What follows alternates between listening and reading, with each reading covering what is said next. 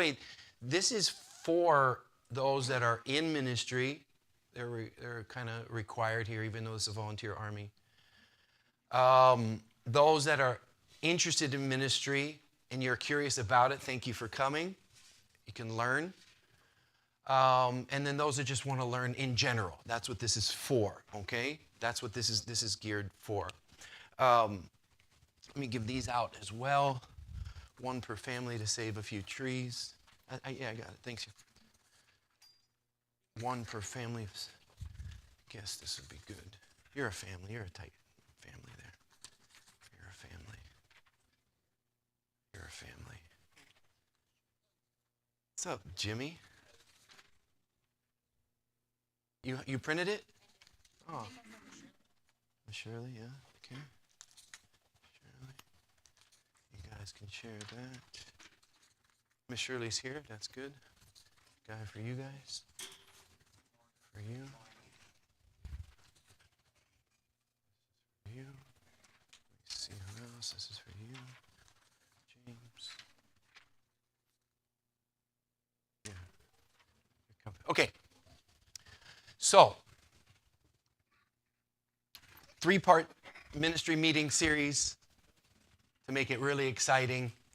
The homework, my book is here.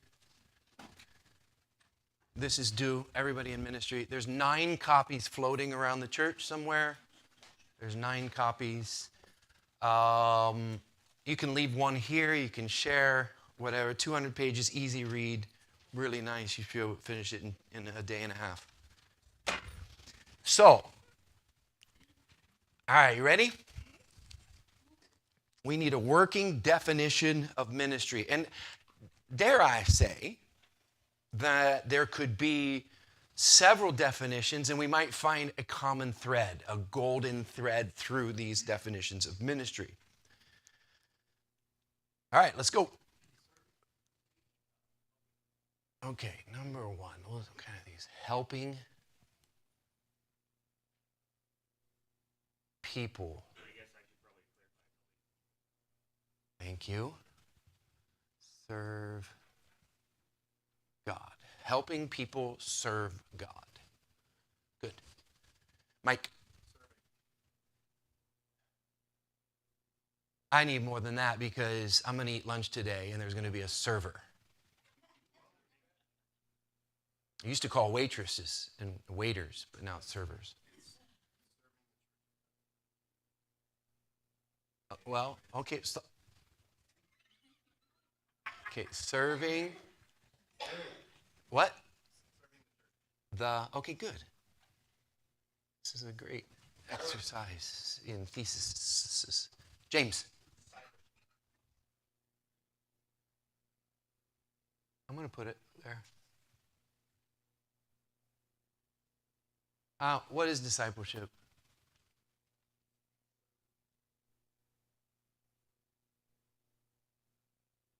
Serving and teaching. Number 4. Honoring the church that you serve. Honoring the church. To do what? Honoring the church that you serve to help people. You serve. To help what? To help people serve. To what? Help people serve God. I just pretty much took all the words from the top. Oh, I just added one sentence. you're a thief. Serve It's called acquiring people. God. Okay.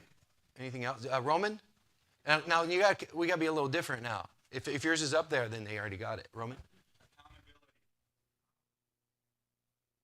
Okay, I'm not. Hold on. That is a huge part of ministry. I need a working definition of what ministry is. So give that to me in a sentence. So somebody's brand new in our church. And the pastor says, hey, we need people to get into ministry. Hey, Jimmy just got into ministry. What? And then he leans over and he says, what is ministry? You would say, accountability. He would say, what's that? Go.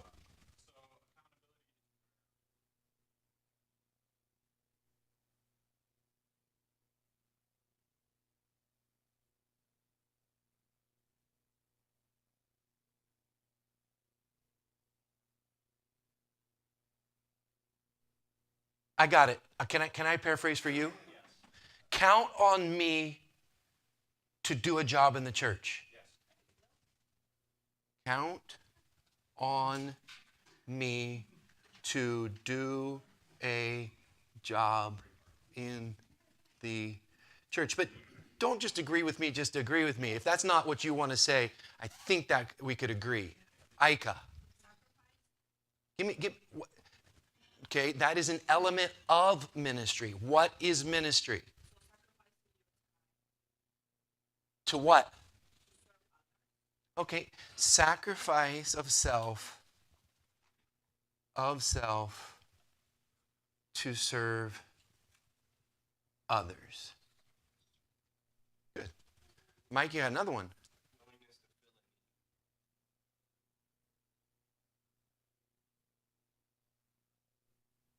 Willingness to fulfill a need. Let's leave that open, right? To fulfill a need. Very good. Yes?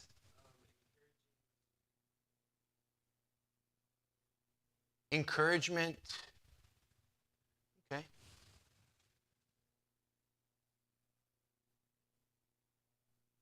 Encouraging people to spiritually grow. Okay.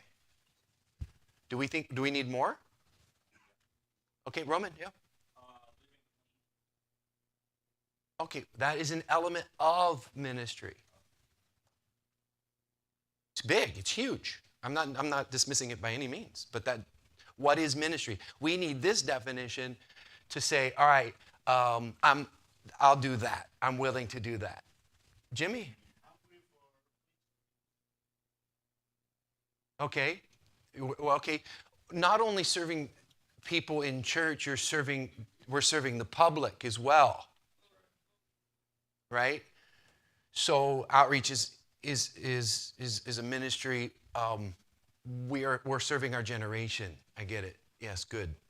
Jason? So I'm trying to put this together, but in this verse,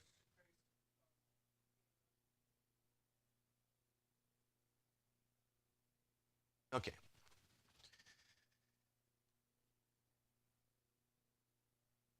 Okay, but to serve. So the title, my creative title, is but to serve. It's packed. I mean, just these three little words is really packed. So we come to the point, I don't know when it is, we come to church and say, I'm coming today not to be served, but to serve. Okay? Extreme example, the pastor. That should be the extreme example in every church. I am here to serve you 100%. You are not here to serve any of my needs. Not emotionally, not mentally, not physically, not spiritually. I am your servant. Jesus is obviously the author of this, the extreme. He in by no means came for any other purpose than to die on the cross, make disciples, and save people so they could go to heaven and give us a plan on how to do that to the end of eternity. He had the opportunity to be served nonstop, and he could have, but he chose not to. He chose to serve. Ministry is that moment when you say, I am coming to church to serve, to meet the need. Now, does that mean that we have arrived and we're perfect and we never need help? Or no, that doesn't mean that. But it's a mentality that happens. And we're going to look at what happens when we do that. But that would be ministry. He says, so Jason says to be like Christ. What was Christ like? He just came to serve people and help people. So now I want to, so we say serve people, help people serve God, serving and teaching, help people serve God, count on me to do a job. So what is it? Tell me what that looks like concretely. What does that look like? help people serve God? Give me some concrete examples of how that applies to us. Practical, real examples that I can understand. That anybody could understand. Alex and then Roman? Okay. How do you work with someone new? There you go. Perfect. Ministry would become being a friend to somebody. Awesome. I didn't come to get friends. I came to be a friend to somebody that wanders in the church. And anybody been to a new place? You been to a new gym? How awkward that feels. You don't know where the equipment is. You're tripping over yourself. Everybody looks like they're looking at you and staring at you like you don't belong. But isn't it funny, after you've gone to a gym for a long time, you just walk in, you say, hey, move your stuff, right? And you're comfortable, right? But it's that first initial time you come to church, that awkward, they're like, what are we doing in this building? Why are there mirrors on the wall? Why? They don't understand anything. So just to be a friend to somebody and help them understand is ministry. So that's good, that's concrete. Roman? Okay, so that would be the discipleship part. You're teaching them how to pray. We could do that directly, or we could get in the prayer room and pray. And as we're praying, we're creating that atmosphere, a culture of prayer in the church. That is ministry. Yes, we're getting ministered to, God speaking to us, but at the same time, I know that as I'm praying, somebody's learning. And they're also coming in and saying, they come in a little bit early at church and like, where is everybody? And then they hear the prayer room roaring. Oh, that's where everybody is. No one's out here, tuning their guitar for 30 minutes, and messing with this and talking and ready. Dude, that is showing people we really value prayer before church, and that is ministry. Yes. Okay. Awesome. Yes, I have nothing really to add to that. That's really good. Yes. What else?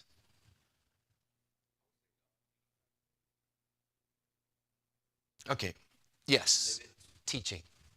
Okay, so we said a job. We say serving people, count on me to do a job, ministry. What are the ministries in our church? So we said be a friend and prayer. What else? Okay, hold on. Outreach. Outreach is a ministry. Okay, nursery. Security. That would be a fun one. Back in the day, we didn't need that, but I would have signed up for that ministry. Like, let anybody do anything. I'm on them. Okay, hold on. Wait, we missed one. There was somebody before that. Clean up. What else? Yes. I'm not going to say, all right, this is your job. You're now in ministry, as discipleship ministry. I believe that we're all called to teach and to make a disciple. Okay? All right? Music. We're going to put a big category, music. We're going to put song service. What else under music? Bands for concerts. What else? What other jobs with music? Sound.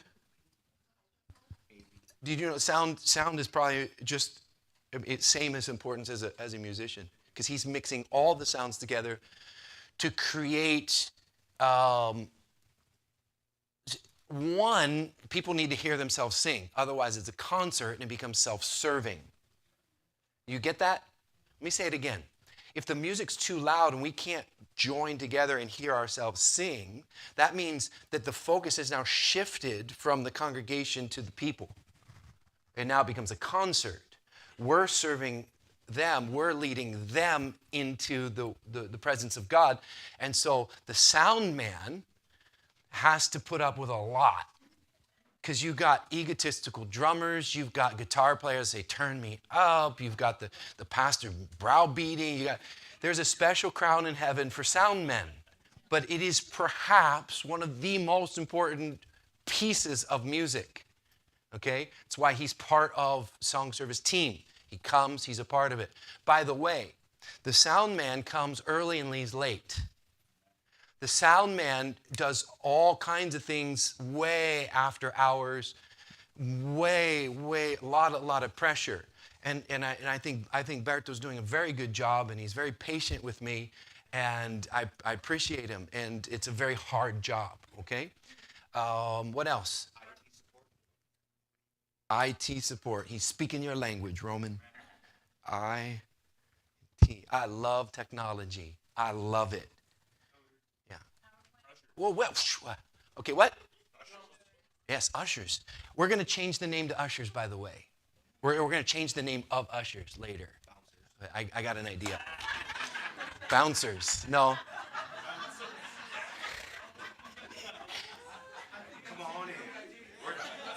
Okay. Let's talk about Ushers for a second. Let's talk about Ushers.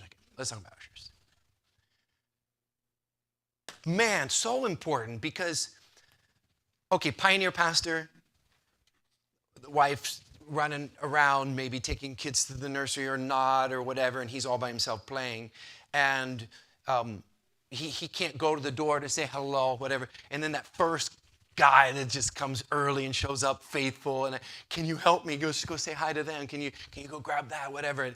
And so what I realized was an usher is an extension of the pastor's hands.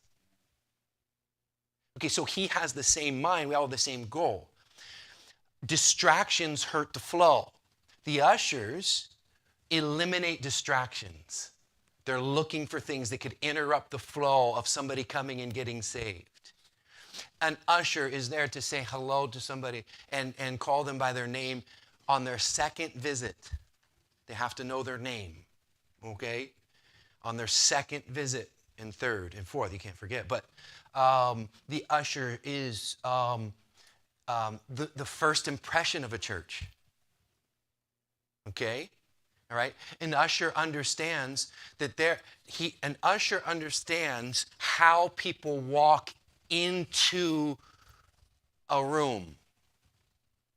Oh, I know this dude wants to sit in the back. There's a reason why visitors in general want to sit in the back. It is a human nature to look for the exit as fast as possible if this thing goes crazy. They don't know what's happening here. I want an exit. I want to know that I can leave immediately if something crazy happens. The usher recognizes that and honors that. Okay? The usher knows people skills, how to deal with people sitting in the same seat every single time, which is not a problem. That's human nature.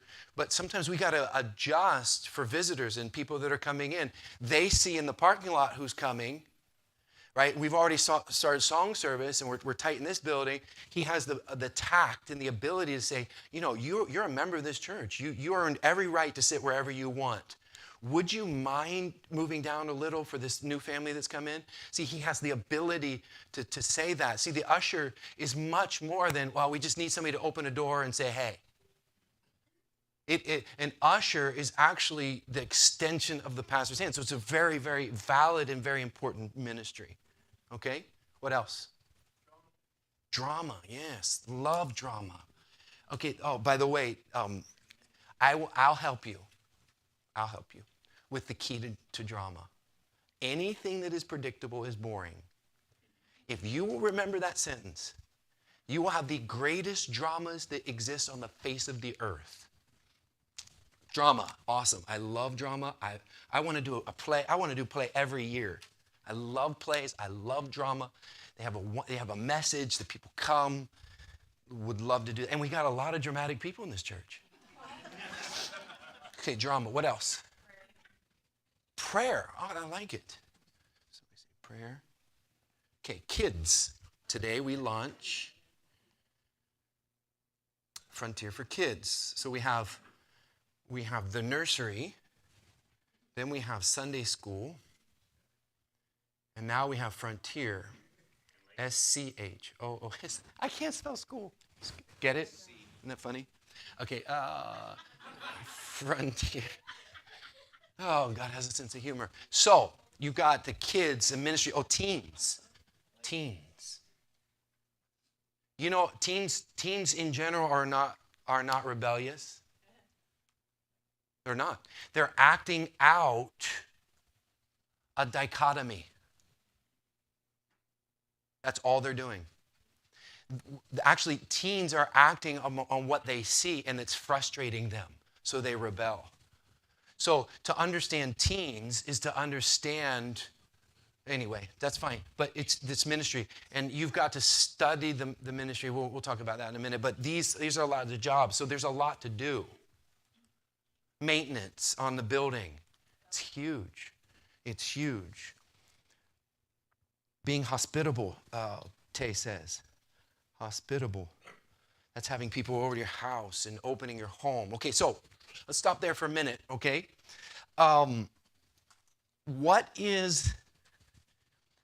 Okay, let's say everybody here wants to do a job. They want to serve people. You have decided, you came here this morning, you're like, okay, I'm going to do this. The very last study of this is counting the cost. There is sacrifice involved. I'm glad that came up, whoever said that.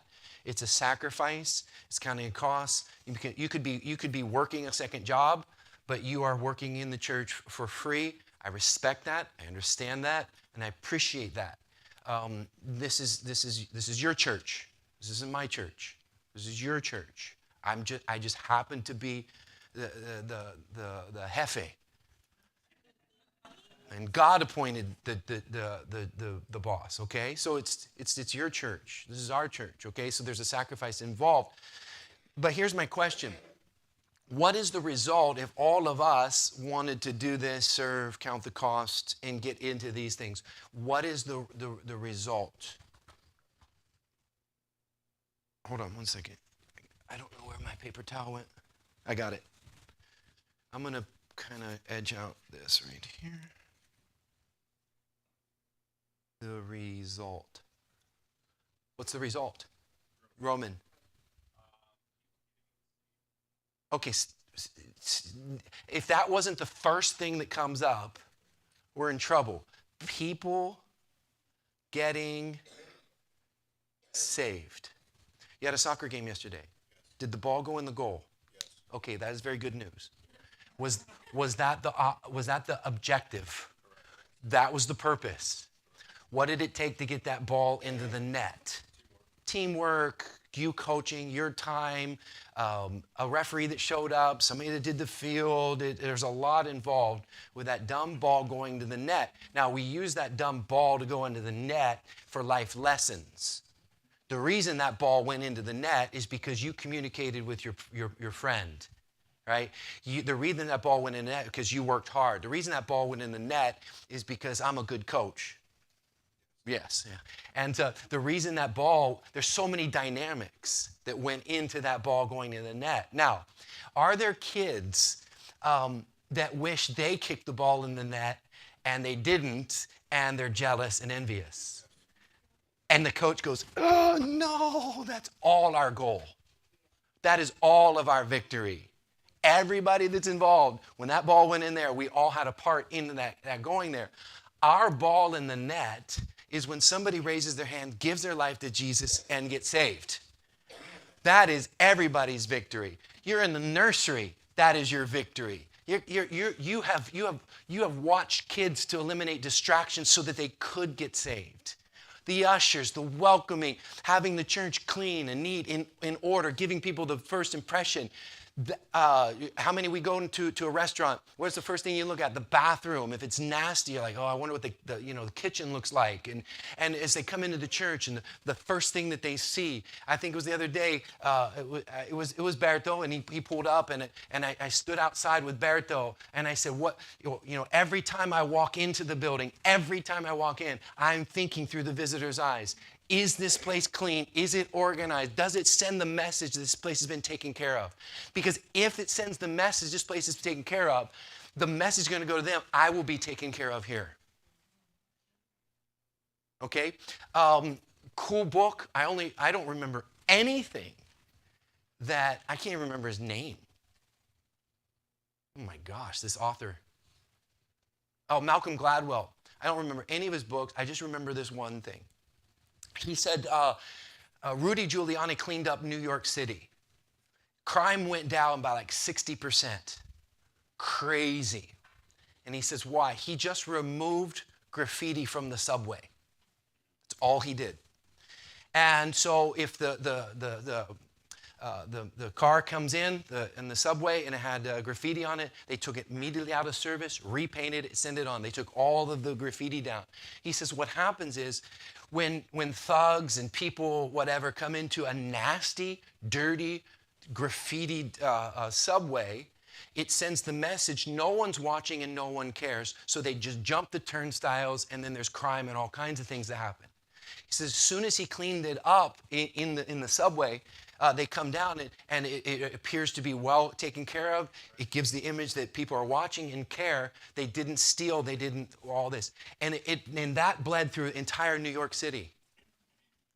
Okay, so my church in Argentina, one day somebody threw a rock through one of the windows. We had these windows, and there was just a little crack there at the bottom, and I immediately called the glass company. They came out and they fixed it. I'm not going to allow anything that was in our control to be broken to send the message that we don't care. Okay, so where am I going with this?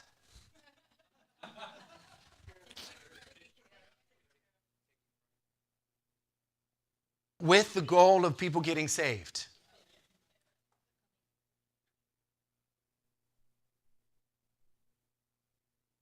Sure. Good. What else contributes to this? The song service. Creating that atmosphere for people to get saved. We could go on and on, right? That is our goal. That is our end game. Okay?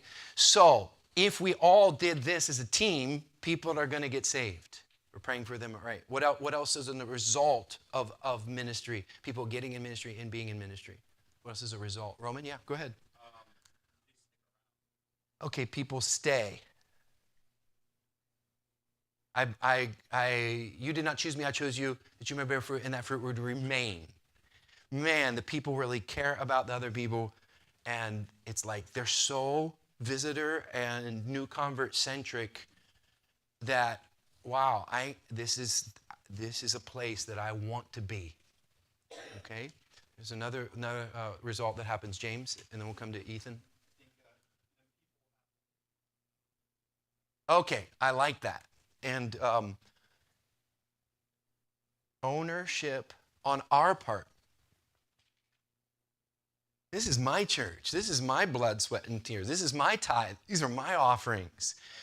You know, I care about the growth of my church because I've invested so much energy, time, money, blood, sweat, and tears. I want this thing to grow. So what happens is, this is another thing that's very interesting. The moment a new convert tithes for the first time, they grow proportionally larger than any other time in their growth. So growth, anybody that's had kids, you know there's growth spurts. And they just grow. It's a spurt. Sometimes it's slow. Sometimes it's not incremental, like, okay, 1 centimeter a month or 1 inch a month, or whatever. That, because where your treasure is, there your heart will be also. So that first tithe is just this out of proportion growth. Now, compound that to, and I want to be in ministry. I'm going to give my time and my energy.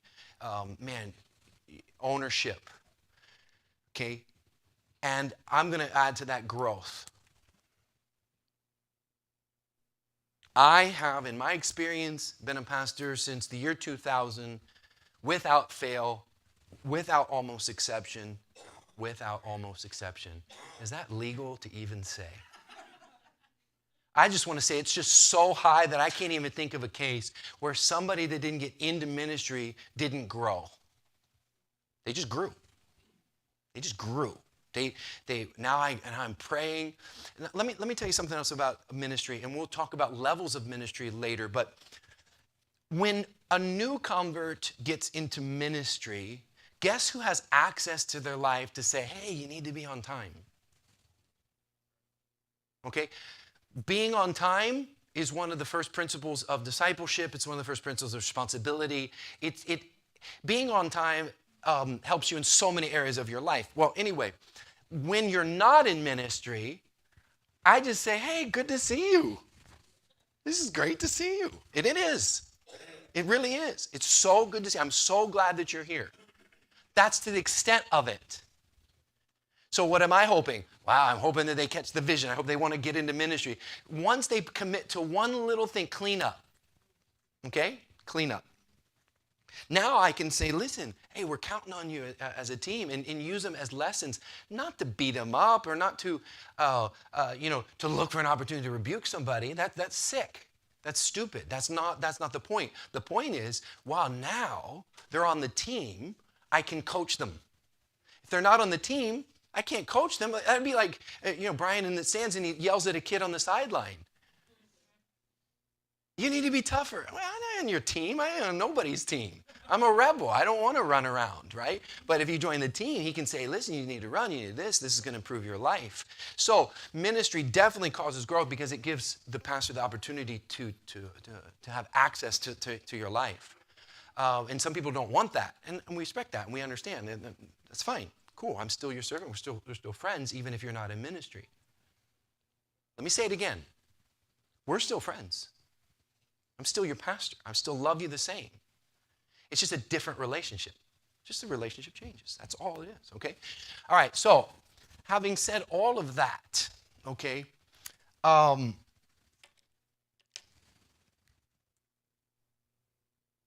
we have to find the motive for serving people, honoring the church, counting on your time, sacrifice, willingness to meet the need. Think about this. Nursery, putting up with the kids, clean up, staying after, IT. Roman spent hours and hours wiring the church, and the ushers, and Berto staying late, and the song service practice, and coming early, and all that. You better have a good motive for doing this. And there really is only one motive. I think we could all say it together at one time. 1, 2, 3. Love Jesus. Joe got it. Joe. All right. Yes.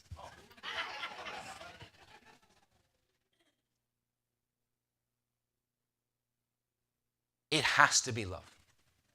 You won't last. People are difficult. Long hours, no pay. Giving, sacrificing.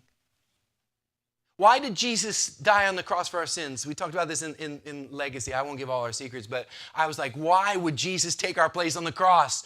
There's only one reason. There can't be another reason. There's no benefit for Jesus to get on that cross. Love. Love. So, Paul nails it. Like I need to give encouragement to Paul.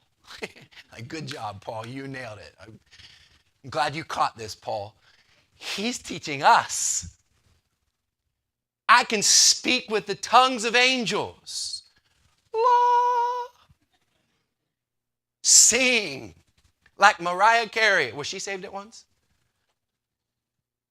I think, who was the crazy girl that was in church that learned it? Katy Perry. Katy Perry.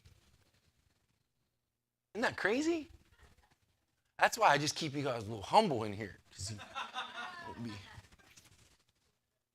Though I speak, though we have ministry, though we sound great,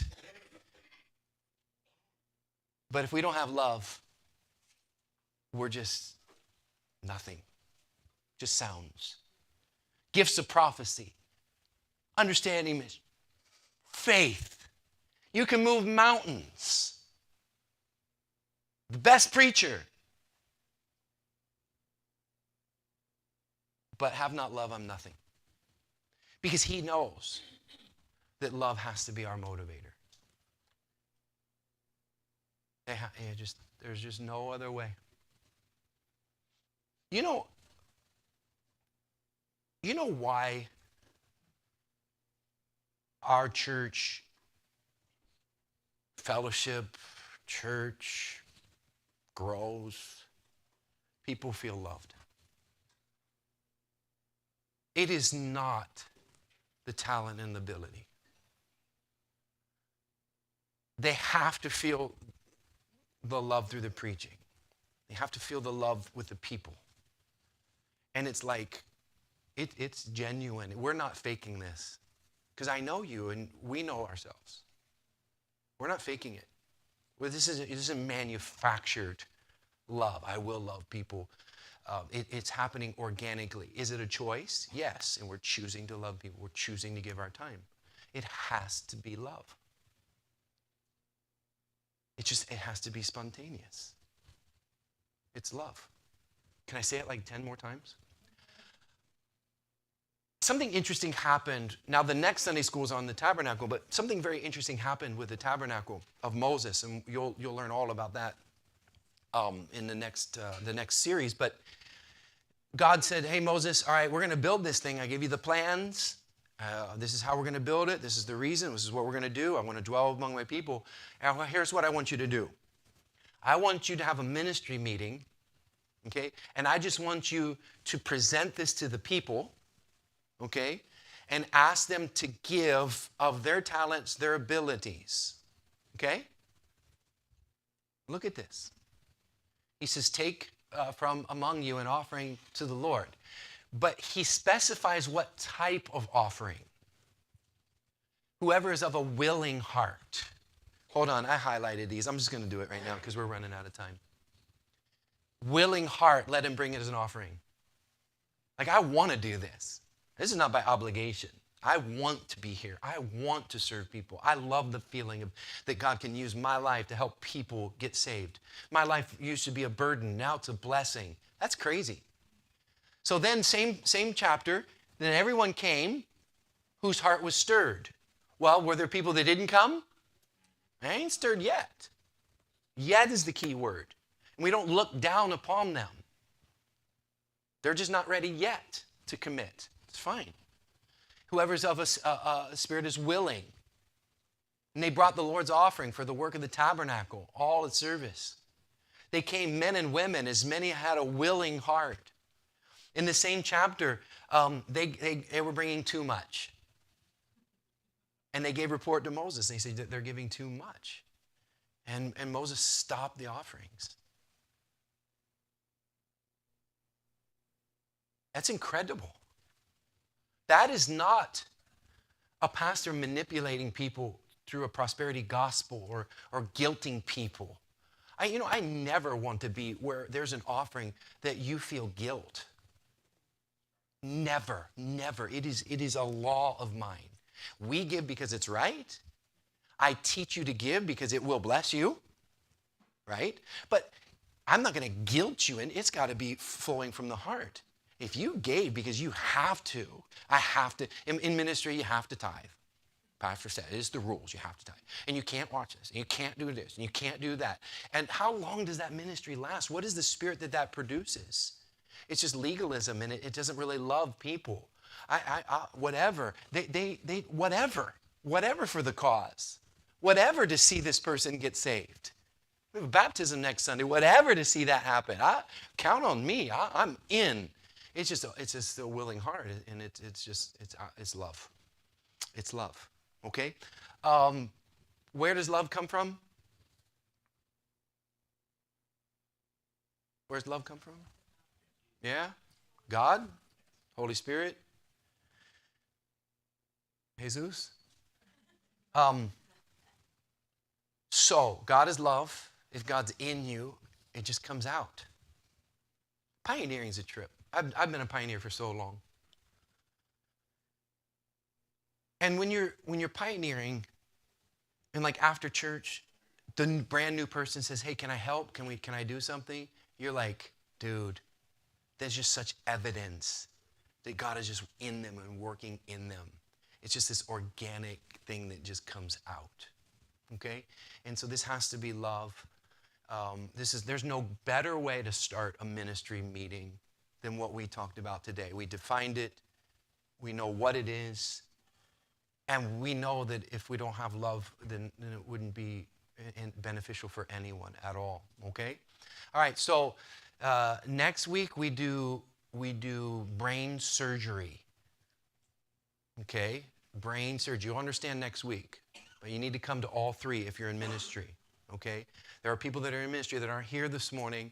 The leaders of those people need to say, hey, listen, bro, you need to be here. This is a requirement for ministry. Okay? We're going to do surgery next week. We're going to talk about what standards are and how that applies to us. And it's going to be a very, very good conversation next week. I'm really looking forward to it. You have a question?